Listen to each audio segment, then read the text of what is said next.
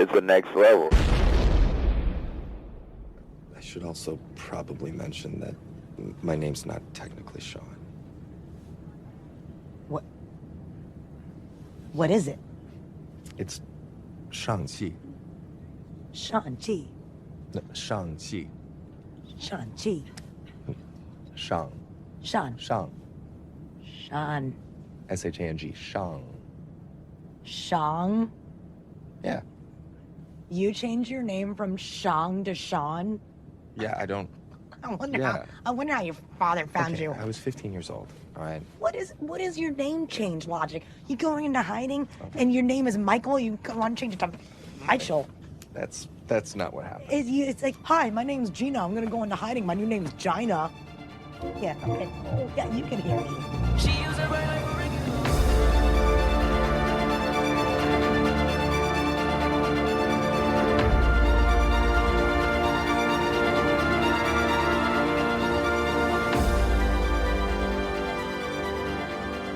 Hey panelers, welcome to the show. I'm Steve. And I'm Mark. And today we have a spoiler-full podcast of Marvel, Disney's Shang-Chi and the Legend of the Ten Rings. Mark, why don't you give us a synopsis that was given to us from IMDb? Awesome. So the synopsis states, from IMDb, Shang Chi, the master of weaponry-based kung fu, is forced to confront his past after being drawn into the Ten Rings organization. That's not, like, okay, I guess. It literally like gives nothing away. Nothing away, but the funny thing is I'm wondering what Disney's was. Yeah, that'd be interesting to see. I just pulled it out of IMDb, but That's fine. It is funny that they, some of these IMDb things give a whole bunch away, and then others, you get like nothing. And so this is one of those ones where it's a bare bones. I mean, it's kind of the master of weaponry based kung fu. I mean, yeah, I really don't know about that. Yeah, I questioned that when I first, because I was like, we don't really see him use a weapon until the Ten Rings gets on him. Yeah, well, until he goes to China, right? Because then we see, or Japan. Was it? Why am I getting this? China. Okay, until they go to China, we don't see him even handle a weapon, and then we only see it with him as a kid that he was handling, that he was taught to fight with weapons, and then, like you said, then once he gets the 10 rings, but I think we do see him fight with that pole thing in the battle, I think, or spear or something. But then he goes, the dragon. Yeah, but then he goes back to hand to hand. But then he goes back to hand to hand, and he's pretty much in. So that is an interesting. I don't know. Somebody got very creative. Anyway, yeah. Or somebody who read the comics but didn't actually see the movie. Maybe that's possibly. Yeah, or somebody who's just an avid comic fan and said, "Hey, I'm going to write my own." Yeah. So, but before we move into our top 5 discussion, sure. What were your initial thoughts? Well, my initial thoughts is seeing it for the first time. I watched this like a good 2 or 3 times, and honestly, I didn't go to see it in the theater. I watched it on the IMAX through Disney Plus through my OLED TV. And anyone who isn't a Marvel fan can actually watch this movie and enjoy it, I think. Oh, yeah.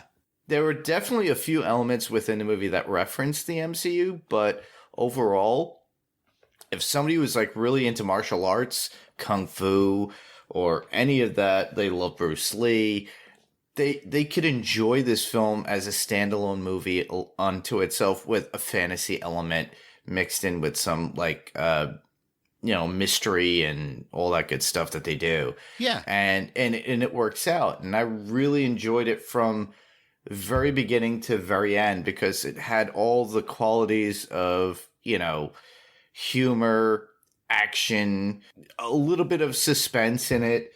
And there is a backstory, so they actually fill us in on what's going on. And then the imagery itself really amazed me because it just reminded me of like Crouching Tiger, Hidden Dragon at certain points too. Yes, that for me, I definitely got Crouching Tiger, Hidden Dragon vibes from it. I loved it. I did go see it in the theater for the first time, and then I watched it streaming a second time before we've recorded.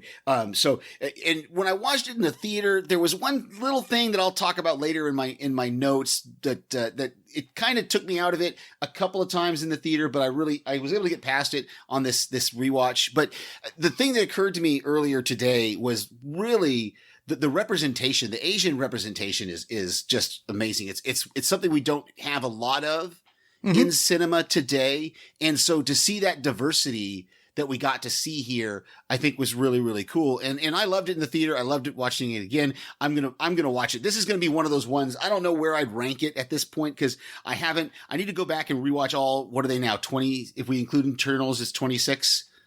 Something I think like that. Close to 28 now. 26, 27. I don't know. But I don't know where I'd rank it in there, but it's definitely up towards the top of my rankings for Marvel films. Yeah, it ranks up high up there with me with like Captain Marvel, Black Panther, and Guardians, and well, definitely Endgame, and like a bunch of the other movies that are up there. If it would fit in my top 10 at this point, and I'm sure that Marvel's going to wind up doing something to kick that out of the park at that point too. It's like, nope, it's getting kicked out of your top 10 now.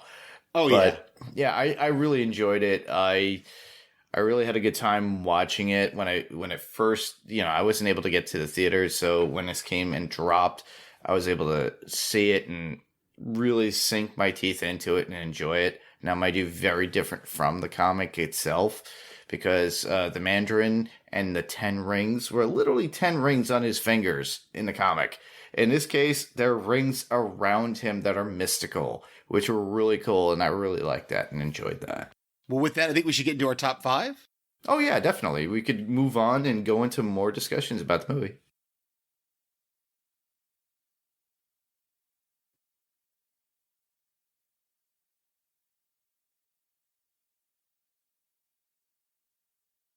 I'll start. Good.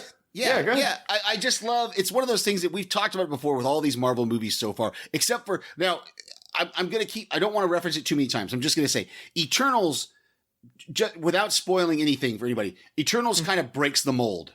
I'm just going to let people know. Really? Yeah, it kind of breaks the mold. It's a little different. I loved it. I can't wait until you see it and we can talk about it.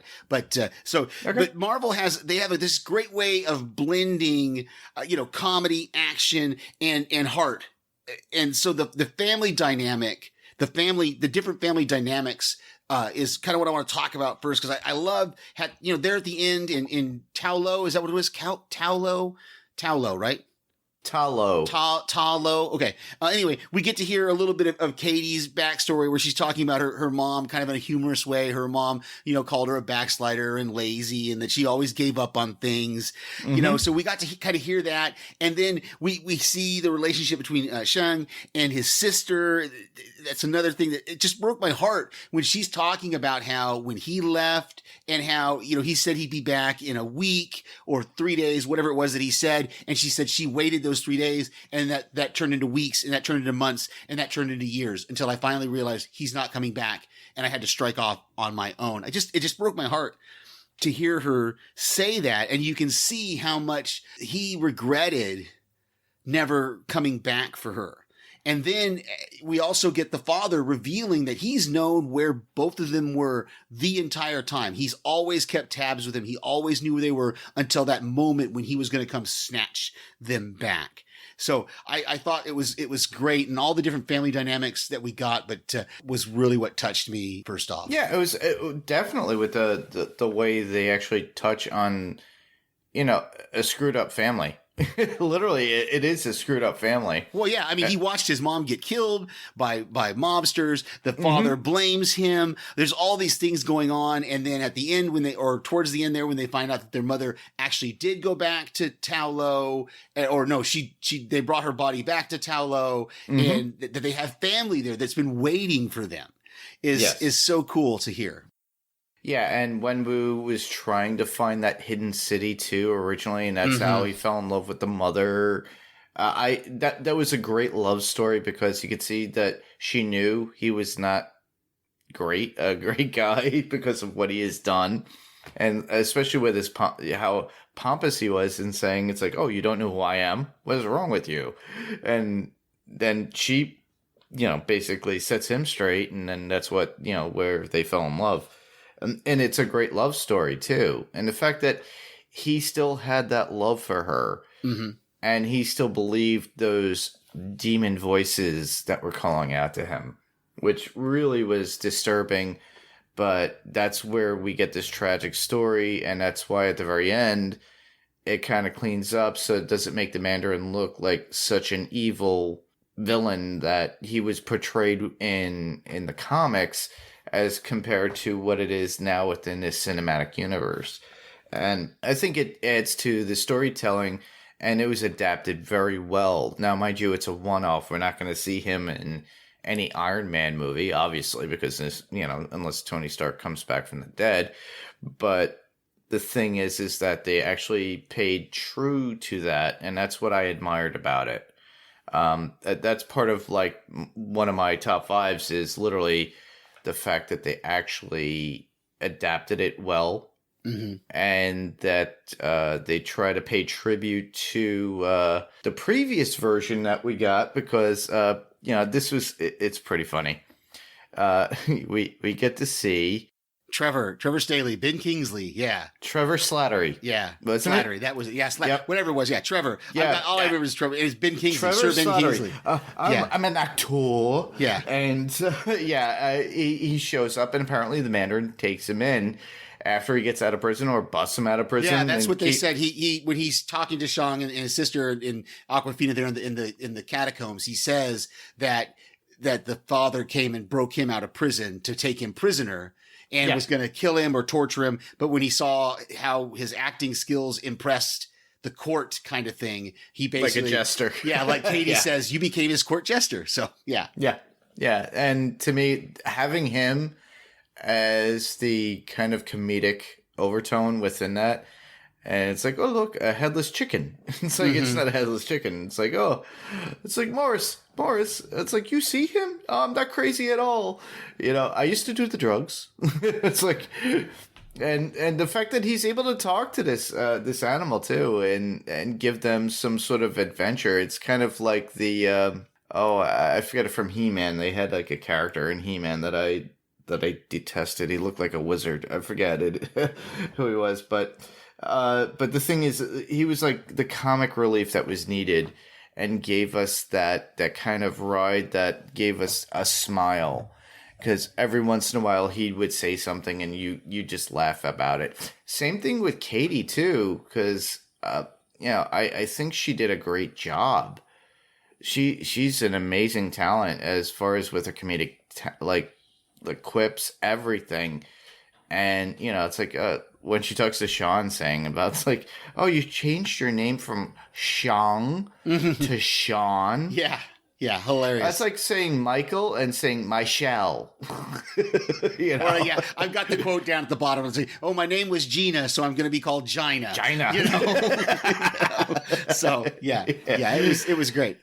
So the fact that we get that, and they kind of brush over that. So it's kind of like, let's sweep away the bad idea of the really bad Mandarin we got from Iron Man 3. Kudos to you, MCU, for like making up for like a bad mistake. But at least we get the true Mandarin, and actually it was done in a very good way. So the writers, I think, did a very good thing in kind of importing Trevor into the story and being there, as well as being the comic relief within it. And having it coming from Wenwu himself, explaining it, how it's like, it's like they named him after an orange chicken, of all things. And I really enjoyed that aspect. And I really did love the idea of Trevor Slattery as coming into play within this movie. Yeah, for sure. And so I know you said you got your notes in front of you, and we kind of talked around my number 5 and a lot of things. So what's your number 5? That would be number 5. I'll leave that as my number 5. Okay. So for me, let's talk about that first fight, that fight on the bus there that I thought was so cool. I love the reaction of Katie when she sees Shang fight for the first time. Sean, or as Sean, he's still Sean at that point, fight for the first time.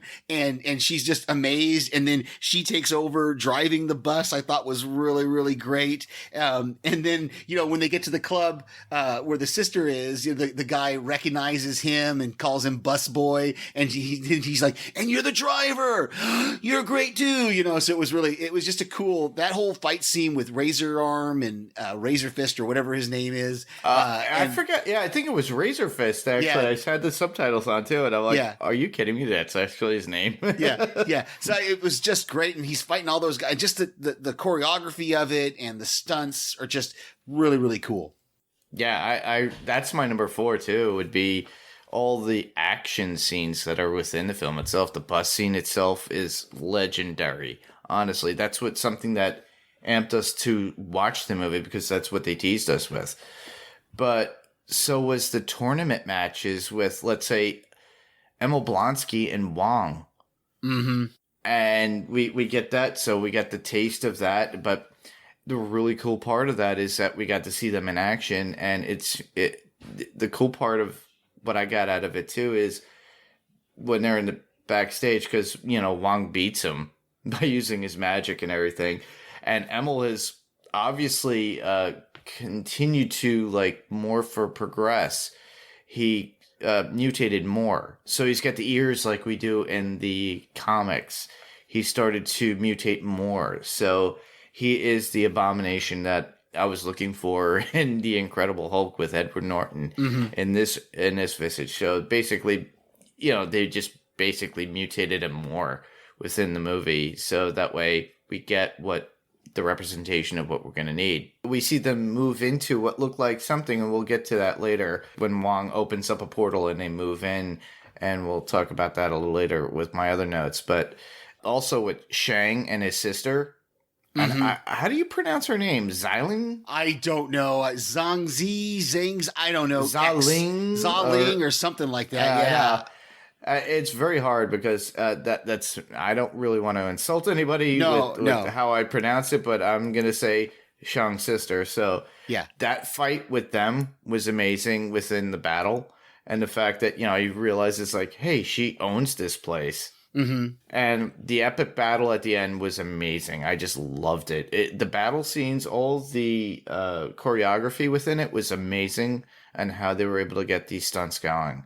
And we haven't seen anything like that with kung fu, karate, or anything like that in a while. And I think they really, hit it out of the park with this one. Yeah. Really, really good. So let's talk a little bit about that final fight there with the dragons and all the things that were going on there, and with Sean's father. He's punching that wall, and you've got several different battlefronts going on. And again, I know a lot of it was CGI. I'm sure it was, but still, man, it was just really, really good. The way that one guy, the hard master or taskmaster, whatever, the guy who was like the main villain in that skyscraper fight they had, just gets his soul sucked out, and just the body drops on the ground, and Razor Fist is like, okay, yeah, maybe we should work together, Yeah, exactly, right? It's like, it kind of reminded me of Taser Face from Guardians. Mm-hmm. Yeah, exactly. The same kind of thing there of them fighting together, getting those dragon scale things. And, I loved how Katie got to take that shot. Basically, the way I understood it the second time I watched it was that her arrow shot basically incapacitated the dragon, and then that allowed Shang and his sister to get it to the ground, and then he was able to use his 10 rings to actually blow it up, and instead of just push it back through the door this time as they had done thousands of years before. Destroy it completely. He actually kills it. So I think that was really, really great. And the father sacrificing himself there, or getting sacrificed, however you want to put it. Well, the turmoil, too, of when Wenwu was trying to open up the dark passage, if you want to call it that, where this is coming out, and he was so devoted of having his wife back. It was kind of like a horror movie in a sense, where he was mysticized or kind of given like some sort of like hope that he could bring his wife back and bring his love back to life. That is really where the sadness comes from, because it was a devotion to love. Yeah. And somebody was playing on that who was evil. And that's what his sister-in-law, who looks exactly like his wife, was trying to state at that point. She does look a lot like her, too. To me, I really enjoyed that in the sense that they gave him some sort of humanity. And with humanity, there are flaws. And with this, they were able to create a Mandarin that, even though he was kind of like a mobster, he tried to do things where in Iron Man 3, where they made the Mandarin look like a corrupt terrorist. Mm-hmm. He wasn't a terrorist at all, really. He was basically an opportunist, honestly. And then his wife had changed him, and then things started going on the wayside, and then that's how she passed. And then this was like him trying to get his heart back, and then it was such a sad story. And for him, it gives us sympathy to the devil, I guess. Yeah, a little bit, for sure. Yeah. So it was interesting. It was a good story twist. Yeah. Which I really enjoyed. Very good. So finally, for me at least, just the fact that 10 Rings will return. I don't know how long it's going to be before we're going to get the next Shang-Chi movie. It might be 2025. Who knows? I don't know what phase it's going to be in. But I loved that aerial shot there at the end, at the mid-credit scene, or the end credit scene, whichever one it was, where that aerial shot where it's pulling back and you see Shang's sister sitting on the throne, and she's got Razor Fist and the other guy, her lieutenants, are set on either side of her. And then you see the men and women training together, which was her whole thing, that her father wouldn't let the females train. And so we see males and females training together. Yep. And so it was really, really cool. And I can't wait until they're able to tell that story of, and what part is Shang-Chi going to play in future MCU movies. Or MCU on Disney Plus at all. Right. Where's he going to fit in? And they're kind of getting, I keep getting torn between I'm excited and I'm worried. I'm like 60% excited, 40% worried, maybe 70% excited. I don't know. I can't, because I'm worried that the MCU they're gonna end up like the comics. It's gonna get out of control. And same here. There's gonna be so much to learn about each individual in person. Yeah. And they've opened up the multiverse now with What If. They opened up the multiverse in Spider-Man No Way Home. From the trailers we've seen, they're gonna open up other things there. Obviously, Doctor Strange Multiverse of Madness is gonna open things up. Loki opened up the whole range of the multiverse as well. And then there's more things that were opened up by the Eternals. I'm not going to spoil for anybody, but there's just so many things that there's going to get a point where Kevin Feige is going to have to get a handle on everything. They're not, I can't see any way they can bring all these stories together. Completely together in one universe. They're going to have to go to a multiverse kind of version, to where I think that's where Disney Plus comes into play. Mm-hmm. And remember how we left off Falcon and the Winter Soldier with Sharon Carter? Think of maybe Xialing with her group of people working with Sharon at one point. Maybe they'll merge that into that. That's a possibility. Yeah, there's a lot of things that are out there. We know there's certain things that Disney's announced. If everybody saw, Secret Invasion has actually been announced. There's been Disney Plus Day. I'm not spoiling anything, because this is just stuff that Disney has announced. Okay. Mm-hmm. I'm not giving anything away about it, because I don't know anything about it. On Disney Plus Day, they released a whole bunch of MCU things. She-Hulk, Moon Knight. There's all these things that are coming. Mm-hmm. We don't know when. 2022, 2023. How long is phase? What phase are we in? Phase 4? Yeah. Yeah. How long is phase 4 going to last? What's phase 5 going to look like? You know, oh, yeah. I don't know. Crazy. Are they going to hold off Eternals until phase 5? I don't know. So it's just a lot of stuff going on. Well, we got Eternals at yes. this point. Yeah. So, But I mean, bringing their story back into, yeah. Well, they could incorporate them into another movie. Again, I don't want to spoil anything.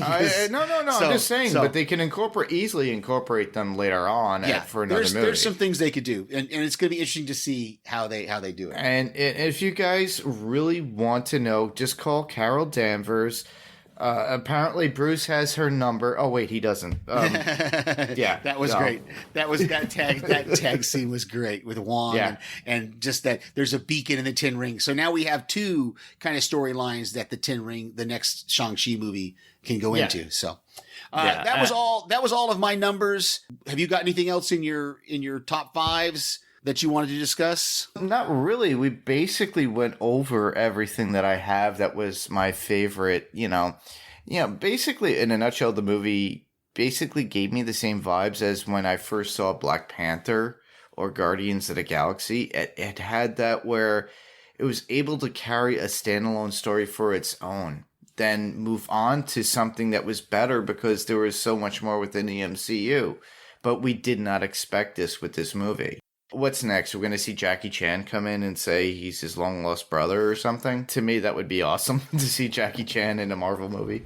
But we'll see when that happens. But I have other things that I would love to talk about because I've only got a couple other things here. We haven't gone very long, so let's talk about other things that we noticed within the movie itself. Okay. I'll go back to mine that I kind of mentioned earlier. Is the only criticism I had, and it only was really the first time that I watched it, is because Awkwafina looks so young. In that my first viewing, when we're seeing her at the bar and they're drinking and she's doing things, I was just like, she looks like a little kid. She looks like she's like a teenager, but she's actually in her 30s. So, it's okay. But it was just one of those things that there was a few places where the movie kind of took me out of it with just because she looks so young. And then the second time I watched it, though, I was kind of able to get over that once I really understood how old she really is and what's going on. And it's kind of that generation of not, I don't want to call them aimless, but there's a generation behind us that is kind of trying to find their way. So, so that kind of threw me for a little bit, but that was my only criticism of the movie, and it didn't last into the second watch. So. Yeah, to me, it was funny, too, because I found it funny that throughout the whole movie, they would always say, it's like even the grandmother said it. She goes, "Oh, your boyfriend." She goes, "He's not my boyfriend. He's my friend." Right. And she even says it to him. And at the very end, you could see they're really good friends. Yeah, it's just a platonic friendship, which I thought was really great. There's movies that would have taken them into a romantic angle. Which they didn't have to do with this, which was so perfect to me. No, it was great. And the fact that they incorporated, Wong at the very end, having a drinking and doing karaoke at night. And to me, that was awesome. I love that. I loved it. I want to see more of that. Yeah. Yeah, I found Awkwafina very good, very humorous. It's like a lot of people had said it to me because when they saw the previews go, she's unattractive. And I'm like, actually, she's very attractive to me. I was like, wow, it's like... Okay. Yeah, she's an attractive woman. Yeah. But the funny thing is like, I thought to myself, too, while I was watching the movie, it's like, why is not Chong with her? It's like, oh, okay. I guess that was the whole thing. And then at the very end, I could say, yes, they were perfect to be friends in this. She has known him for 15 years or something like that. At this point, yeah, because I think it was pretty early on when he arrived. So. Yeah, it was like between, he arrived when he was 15. And it was like maybe 10 to 15 years that they've known each other, and they had that similar friendship. And she was always the friend that always would get in trouble or get him into trouble, and they would have fun together. And even their mutual friends would say that. And then you see that in the very beginning. It's like, well, we grew up. I was like, what do you mean you grew up? You dress like my mom. Yeah, it's like the banter between them, and it still lasts even till the very end of the movie when Wong brings them in, Yeah. and has that sit down with Bruce and Carol, Yeah. and they're having that conversation because about the rings itself, and it's like, welcome to the circus, pal. It's like, and both of them too. Yeah, that's including Katie too, which Yeah. is awesome. Yeah, I thought that was great, bringing them into the Avengers and into that world. Yeah, so we know we're gonna have more of these too within the next bunch of movies that we're gonna get from Marvel. How they salt and pepper them into the series or the series of films that we're gonna get will be interesting, because you know that there's gonna be yet another quote unquote endgame. There's gonna be something that's huge after this phase that we're leading up to right now. And I'm curious as to what it is. But obviously we're gonna get to Eternals, and we're gonna talk a little bit more of that, because when we cover that, that's going to be interesting for the fact that that's going to unravel a bunch of other things that we're going to talk about as well. I enjoyed a lot of, like I said before, it's like when Emil Blonsky and Wong went into that portal, it looked like kind of like the raft or some sort of facility. It seemed to me like they were prepping or training for something when they do these fights. So that, I don't know. that's I didn't look that my closely. side note. Yeah. Because you could see it looks like something out of something that what Stark would have, or maybe maybe I don't know. Like I said, I didn't dissect that. So that's cool. Yeah, I did that kind of quick. That was my eyes looking ahead and what was going to happen. But I love the end credit scenes, the 2 end credit scenes. I really highly enjoyed the one with Wong and Shang and Katie. That was hilarious. I just loved it when they do karaoke. And then obviously we get Ling. So I think with that, that's going to lead into other things as well. And I look forward to that with the Disney Plus stuff. But we're going to go more into the Disney Plus stuff when we talk about news. Okay. My only other couple of notes I've got real quick is just I never saw Iron Man 3, but I was able to follow. I understood what was going on with Ben Kingsley. He explained it. It was a little exposition-y, but it wasn't bad because it got through it. It was real quick, and he delivered that monologue so well. It didn't take me out of it at all. I even though I've never seen Iron Man 3, I understood exactly what was going on and exactly what had happened. So it was really, really cool. That's cool. And you didn't even have to do that, even if you were a non Marvel person. You could overlook that, and it just doesn't mean anything, or maybe get you involved into the MCU itself. I mean, I just think they needed to explain his presence, though. Yes, yeah, they did, because they needed to have that catalyst to get them there. They needed Morris to get them through the forest, which is my last one. Is that drive through the forest? I know it's all CGI and stuff, but man, it was great. I thought that was a great sequence. It was, yeah. That's all that I've got. You have any quotes? Just the one that I've already given. All right. I have a few, and I'll go through them each. So this is to Katie from the old lady when she brings the arrows with the dragon. What are they? Dragon scales on it. Dragon scales. They're on there. She's there, and she's bringing them to the people that are practicing. And she, the old lady says, "You need Guang. You need to train her." And he's like, "What?" He gives that a look. It's like, and then she coaxes Katie to go on. She goes, "If you aim at nothing, you will hit nothing." Pretty much a look at her focus overall in life. What her mother was trying to state in the very beginning of the movie with her focusing on jobs. Even Katie herself states it that she never finishes anything she starts. So this was something she actually finished. What she started, she learned to use that bow. She was able to do that, and she was able to do that with the dragon. It's like, I just love it too. When she's during that training montage, she goes, "Hey, that was tight, wasn't it?" One comes from Shang Chi's mother to Shang himself, saying, "The 10 rings are stronger than anything within your universe." Meaning that we know now these aren't from our universe.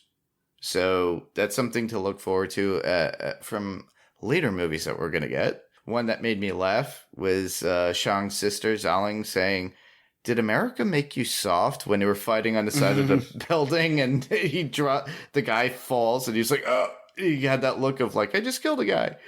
She goes, did America make you soft? John at the very beginning when Katie says that her Chinese is crap when they were entering the fight, the Thunderdome, as I like to call it.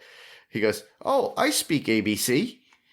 Because she could understand Chinese, but she can't really speak it too well. Lastly would be, you can't outrun who you really are. And that was Wenwu to Shang himself.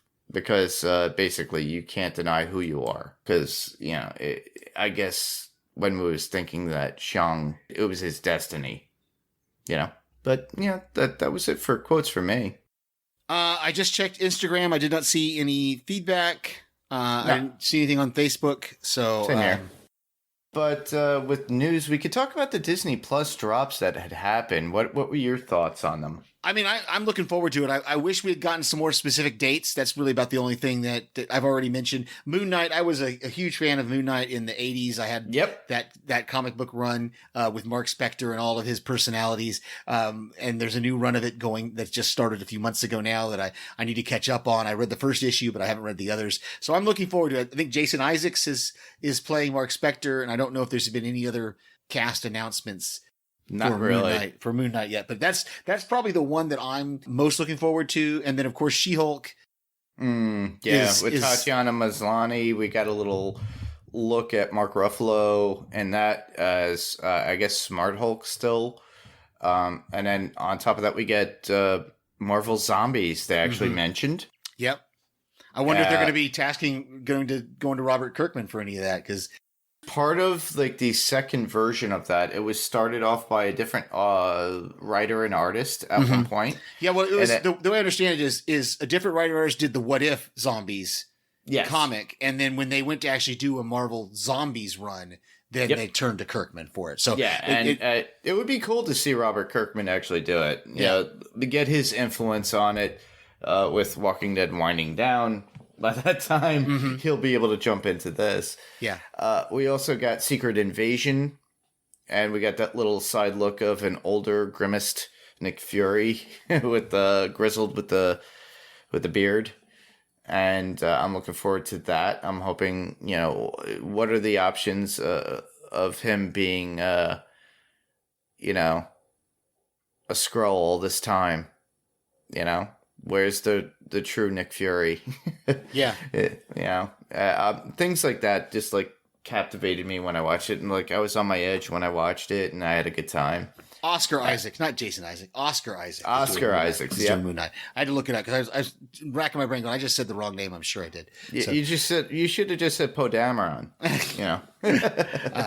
So there's a lot of stuff coming. I did not get a chance to watch the entire thing. I wish I had. It's been so busy for me this weekend. It's been crazy for me too. But the fact that we get all this cool stuff, that's really what matters, and that's what we're here for. And I'm sorry, panelers, if we've been away for a while. Life's been getting a little bit crazy, and with the holidays, I'm pretty sure it's going to get crazy with you guys as well. But we will be back.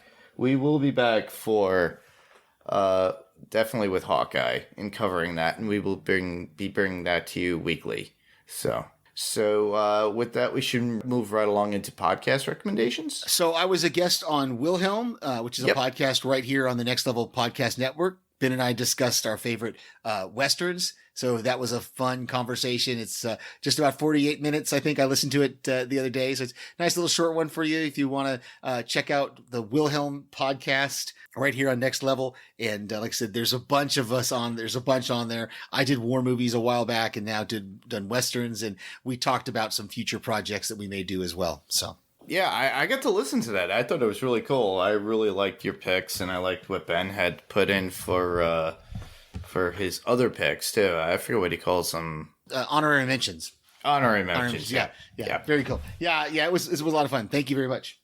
Yeah, I really enjoyed that. I highly recommend that as well.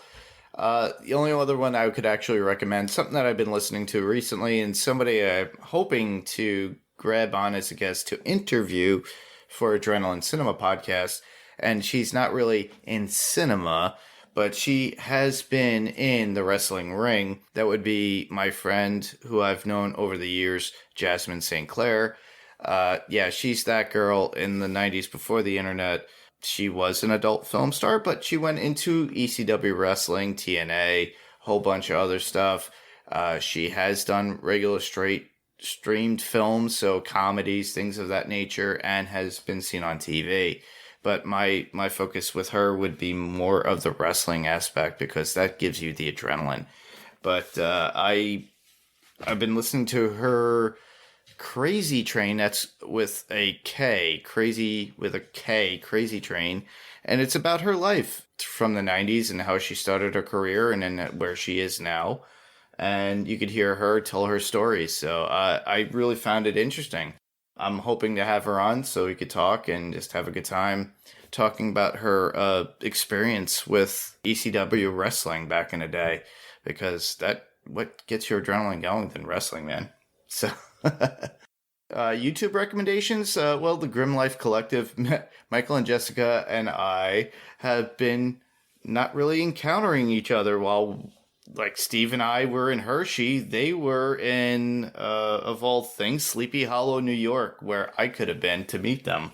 And then the following week, they were actually in, I believe, in Connecticut and a few other places. And we were just missing each other. But they went to a lot of haunts and places that were crazy. I actually went to, this past weekend, I went to Salem, Massachusetts. And I had a good time. I needed a getaway just to walk around, clear my head, because with all the stress and everything, you just need to have fun. So I went and I went to where they had done location shots, like the Museum of Witches, the park where they had everything. Pretty cool and interesting. They did a couple of Halloween festival things there too as well. So I suggest checking them out for, with the Grim Life Collective. So check them out there. Very on cool. YouTube. As far as us, you can hear us on any of your podcast player of choice, whether it's Spotify, Google Play, Apple Podcasts, or, like I said, wherever you get your podcasts downloaded and get them into your ear holes. We are available there. If there is a rating, we would love to get a 5-star review. We love 5-star reviews. We love wordy reviews. Whatever you can, we would love to hear from you. You can check out our website. It's panelstopixelspodcast.com. We also have a Facebook group or Facebook page, which is just facebook.com/panels2pixels. That's probably the easiest place where you can interact with us. But we also have an Instagram account now, which is Panels2Pixels Podcast on Instagram. So you can check that out as well. We have an email address, which is panels2pixels1@gmail.com. That's panels2pixels1. The TO is spelled out right in the middle, and the number 1@gmail.com. We also have a YouTube page, which is Panels2Pixels Podcast. Yep. And next up, Hawkeye after the Thanksgiving break. So we'll be coming back. So we'll create a post on our Facebook page and our Instagram page, as well as our Twitter page. That way you guys could actually leave some sort of feedback there, as well as our email account. And then that way we could respond to that and get your thoughts on the particular episodes if you're there. So excellent. With that, where else can listeners hear us? Steve? Well, I send voicemails to various podcasts when I get the chance. Gosh, again, life has just been so busy, but I'm still trying to do the best I can to get voicemails out to Strange Indeed and to other podcasts, various podcasts that are out there. Did you leave a one for Strange Indeed for the most recent episode of Dexter? Yes, I got my live Steve in for Dexter New Blood. Awesome. Storm of F. And as well as the latest Lock and Key episode. So I'm keeping up with those on Strange Indeed. So check that out. That's on podcastica.com. Yep, exactly. And, well, I can be heard on Adrenaline Cinema Podcast on the Pyrocore Entertainment Network. So I've already mentioned it. We cover action films, adventure films, suspense films, anything that gets your adrenaline going. Coming up next, we just put out Logan's Run with Jerry at the helm. Next up will be Lara and myself talking about The Fifth Element. And after that, we're probably going to move on to, pretty funny, Duel with our friend Jeff. Oh, very cool. So that's going to be cool. Yeah, I didn't have it slated or listed up, but yeah, we're going to cover the Steven Spielberg movie Duel, which was made for TV. So to me, I'm looking forward to that because I haven't seen that. It's from 1971. Yeah. So apparently I went into the 70s with Jerry, and then I went back into the 90s. Now I'm coming back and into the 70s again. So hopefully we'll get you some more content out there. I'm kind of like The Fifth Element's going to be the last one that I've already had recorded. Jerry and I kind of pushed this one out kind of quick with, I believe with Duel, this will be the most recent one that I've recorded. So hopefully I'll be up to date, and hopefully I could get them out weekly, or if not bi-weekly. So that way you guys have something in your ears, because I really do enjoy my movies, and I'm looking to do something more new. So if you guys have anything, just go to Adrenaline Cinema Podcast at gmail.com and just send in a movie that you're interested in us covering. All right. Well, thanks everyone for listening. I'm Steve. And I'm Mark. And this has been Panels to Pixels, and we'll see you on the next panel. Good night. Good night.